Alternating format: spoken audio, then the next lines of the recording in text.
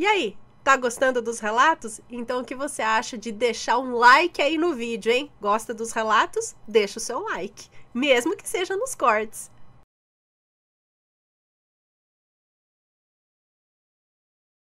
Olá, assombrados! Eu sou a Ana Paula e vou contar um relato para vocês. Estrada deserta, carona para o mal. Esse é o relato 300. Finalmente consegui gravar o relato 300. E aí, para deixar ele assim, talvez ele não seja tão empolgante quanto o relato 200, né? Também era um pacto com o diabo, né? Longo pra caramba.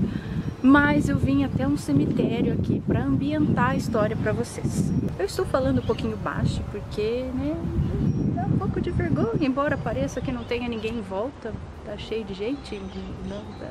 Então eu tô falando um pouco baixo porque eu tenho um pouco de vergonha, assim. Às vezes aparece alguém atrás e tipo, tem uma louca com uma câmera e um tripé num cemitério. Ah, e hoje é sexta-feira 13. Não foi planejado. Vamos ao relato. O moço que nos conta esse relato diz que alguns anos atrás ele teve que dirigir de São Paulo até uma cidade do interior de Minas Gerais. Uma cidade chamada Cariaçu, que fica mais ou menos uns 18 quilômetros de distância, acredito que de São Paulo. Nessa época ele trabalhava de faz-tudo para uma entidade funerária e teve que levar uma caixa misteriosa até um determinado endereço, até às 10 horas da noite daquele mesmo dia. O problema é que quando o patrão dele mandou ele fazer isso, já passava das 4 horas da tarde. Mas antes ele perguntou para o patrão dele o que havia dentro da caixa. E o patrão dele disse que não sabia. Só sabia que quem entregou aquela caixa foi uma mulher muito esquisita, mas que ela pagou muito bem por aquele serviço que era para ser feito por eles. Pagou muito bem para que a caixa fosse enviada por eles até o destino em Minas Gerais. E a mulher disse ainda que de forma alguma aquela caixa deveria ser aberta por ninguém. Inclusive a caixa possuía um tipo de lacre, estava com cadeado e ela era de metal e preta.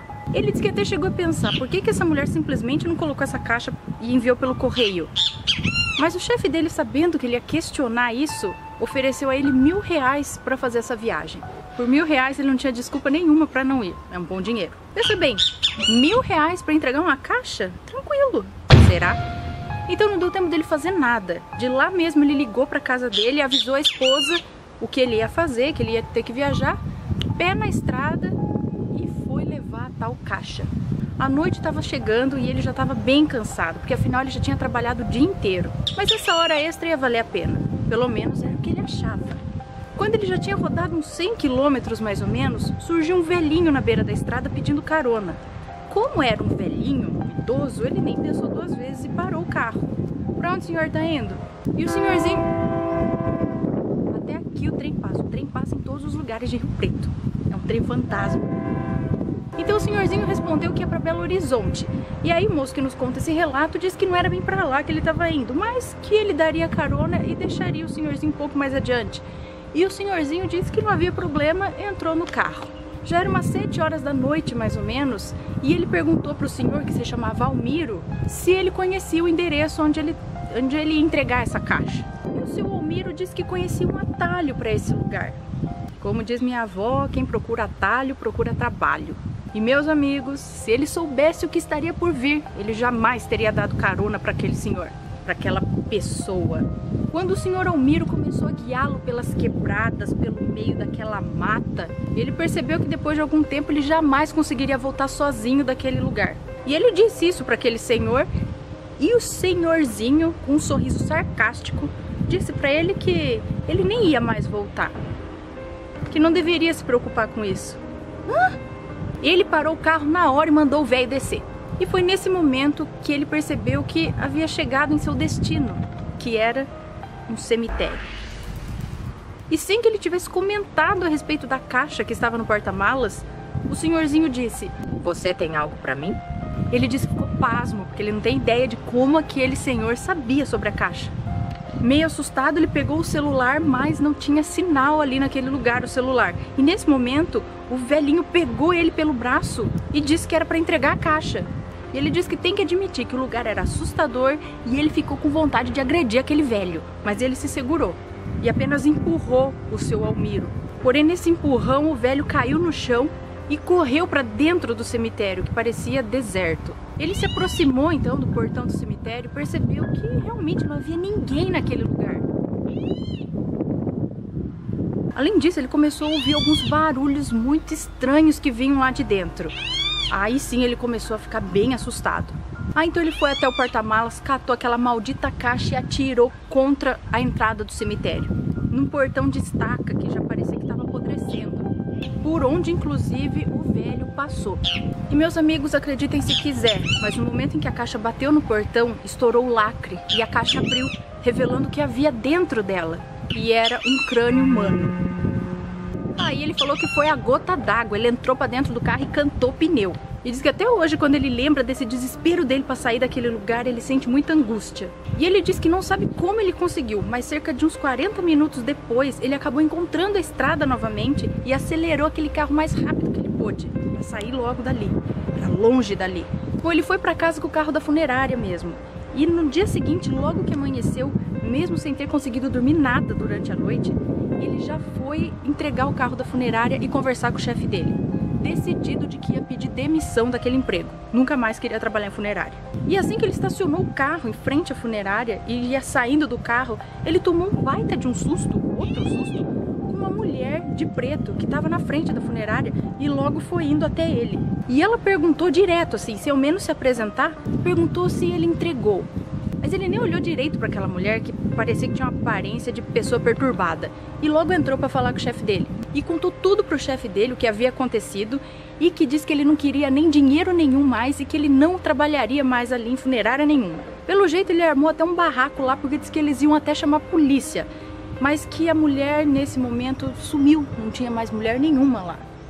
Algum tempo depois desse ocorrido, ele encontrou com a cunhada dele, que coincidentemente é de Minas Gerais. E ela disse para ele que existe naquela cidade um antigo e estranho caso de que um velho, um idoso andarilho, foi assassinado ali na estrada, há muito tempo atrás, e que foi enterrado sem a cabeça, porque a mesma nunca foi encontrada.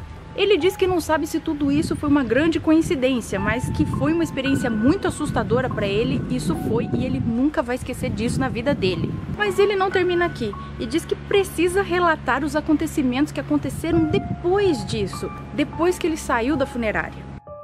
Realmente ele ficou um bom tempo sem saber o que realmente aconteceu naquela noite, naquela tenebrosa noite.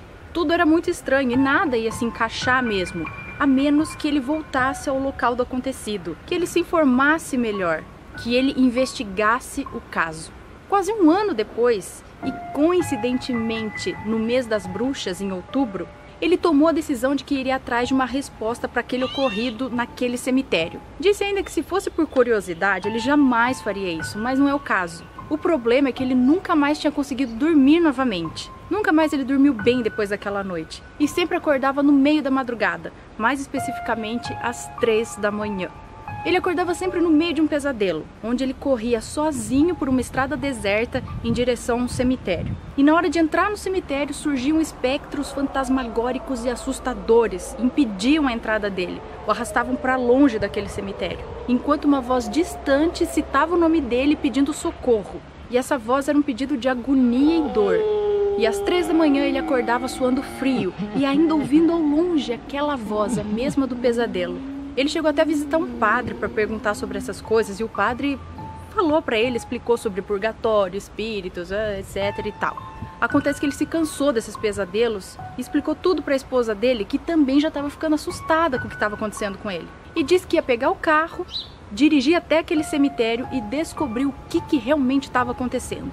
E ironicamente ele pegou essa estrada no dia 31 de outubro, dia das bruxas.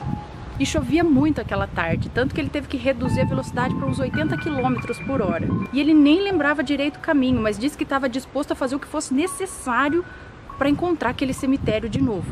Ele estava determinado. Com muita dificuldade, debaixo de chuva, enfrentando estradas esburacadas, ele acabou encontrando o temível cemitério. O cara encontrou o cemitério no meio do nada. E disse que o lugar era realmente isolado e parecia não ter absolutamente ninguém por perto.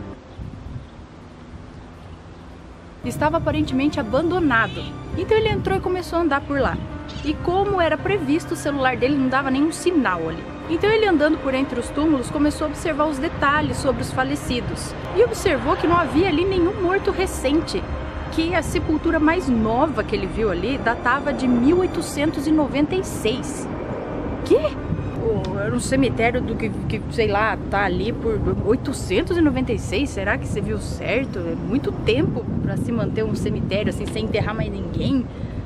Poxa, quando ao longe ele avistou uma mulher toda vestida de preto, e parecia a mesma mulher que entregou aquela caixa na funerária, ou que perguntou sobre a caixa, aquela mulher de preto da funerária. E essa mulher estava em frente a um túmulo de cabeça baixa. Então ele começou a se aproximar dela, e quando ela percebeu que ele estava chegando, ela olhou para ele de lado e subitamente saiu caminhando. E galera, em cima do túmulo que essa mulher estava em frente, estava lá a caixa preta, aquela caixa preta. E o estranho é que ele estava perto da mulher, mas ela dava passos muito mais rápidos que o dele. E por mais que ele tentasse, ele não conseguia alcançar aquela mulher. A distância aumentou entre eles. Em uma curva onde tinha uns matos muito altos, porque aquele lugar estava abandonado, a mulher virou e misteriosamente sumiu. Sumiu mesmo. Bom, ele estava bastante cansado já. E no momento em que ele se virou, ele levou o maior susto da vida dele, ele falou. Que assim que ele virou, a mulher estava lá, parada, na frente dele. E ele disse que tamanho foi o susto, que a hora que ele virou e viu a mulher, ele até caiu para trás. E essa mulher disse para ele com muita raiva: "O que você faz aqui?" Então ele desabafou com a mulher, contou sobre os pesadelos, contou tudo. Perguntou sobre a caixa e perguntou por que de tudo aquilo. Então a mulher afirmou que o crânio que estava naquela caixa pertencia a uma pessoa que estava enterrada ali e que o espírito dessa pessoa jamais descansaria enquanto a cabeça dele, né, o crânio, não fosse enterrado junto ao corpo. O problema é que a pessoa que estava em posse desse crânio utilizou o mesmo em uma oferenda maldita. E a magia negra envolvida nisso era uma das piores que já se ouviu falar. Magia negra ferrada. Era tão forte que não daria descanso para a alma do seu Almiro, se não fosse por ela intervir nisso. Se essa senhora não intervisse e entregasse a cabeça para ele levar até o túmulo, etc e tal. E para acabar de vez com esse tormento do seu Almiro, teria que enterrar de uma vez por todas esse crânio junto com ele. E ele perguntou por que a senhora mesmo não faz isso. E ela disse que ele entenderia isso depois, mas que ele precisava imediatamente enterrar esse crânio junto ao corpo, senão uma coisa muito ruim aconteceria a ele. Mas quando ele foi em direção à caixa, para pegar a caixa, surgiu ao lado dele aquele mesmo espectro fantasmagórico do pesadelo dele. Era em forma de um pequeno tornado negro e possuía olhos vermelhos, além de ter um cheiro muito forte. Então ele começou a rezar o Pai Nosso, fechou o olho e disse em voz alta: "Vai embora em nome de Jesus. Eu não tenho medo e vou acabar logo com isso." Então ele pegou a caixa, colocou no chão, deu um puta chute naquele portãozinho dos túmulos, que já estava enferrujado devido ao tempo, entrou de uma só vez lá no túmulo, sem pensar, e colocou o crânio bem lá no fundo. Mas ele disse que parecia que tinha 2 pessoas enterradas ali, naquele túmulo. Mas ele nem prestou muita atenção nisso e logo já tentou subir para sair dali do túmulo, né? Mas nesse momento, por causa da chuva, tinha muito barro em volta e ele escorregou e caiu de novo para dentro do túmulo. Parece até cena de filme. E no que ele caiu, ele cortou profundamente a perna dele num pedaço de ferro que tinha lá. Quando ele subiu novamente para fora do túmulo, misteriosamente a chuva parou e não havia mais mulher nenhuma ali, não havia mais ninguém. Então ele cortou um pedaço da camisa dele, amarrou na ferida, e quando ele prestou atenção no nome da lápide do túmulo onde ele entrou lá para deixar o crânio, ele disse que teve uma inexplicável revelação. Lá estavam as fotos do velho e da sua esposa. E adivinha quem era a esposa do velho? A mesma mulher de preto. E ele viu que ambos faleceram há muitos anos atrás mesmo, né? Ele disse que só teve tempo de dizer: "Descansem em paz." Bom, já estava anoitecendo e ele precisava ir embora dali, né? Então ele se apressou com passos largos e ele estava tudo sujo. O lugar diz que tinha uma presença muito forte, dava calafrios. Bom, ele conseguiu sair de lá. E enquanto estava indo embora, ele tem certeza que viu, através do retrovisor do carro, um casal de mãos dadas, ao longe, indo em direção contrária dele. E ele acredita que isso foi um sinal. E desse dia em diante, ele nunca mais teve pesadelos. Pelo menos não com essas coisas desse cemitério e desse acontecimento com ele. Bom, pessoal, esse foi o relato número 300. Talvez não seja tão empolgante ou tão amedrontador quanto o pacto com o diabo, né? Afinal, o cara fez o pacto com o diabo e tá passando as consequências até hoje, né? Acho, espero, ou não sei. Tem alguém aqui comigo, um fantasma, ó, que acabou de passar aqui atrás, que está aqui fazendo a minha segurança no cemitério. E aí, Tomava amor, será penada. que o pessoal gostou do relato 300? A gente veio até o cemitério 2 vezes, tá? Porque a gente veio ontem pra gravar, deu errado a gravação, que ficou com a lente estourada no branco. Olá, assombrados, eu sou a Ana Paula e vou contar um relato pra vocês. E a gente voltou hoje aqui pra gravar pra vocês aqui no cemitério, Isso aí. tá?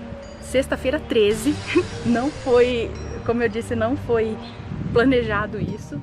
Me conta, gostou do relato? Então o que você acha de deixar um comentário aqui embaixo, sempre com respeito, por favor. Além do like, é claro.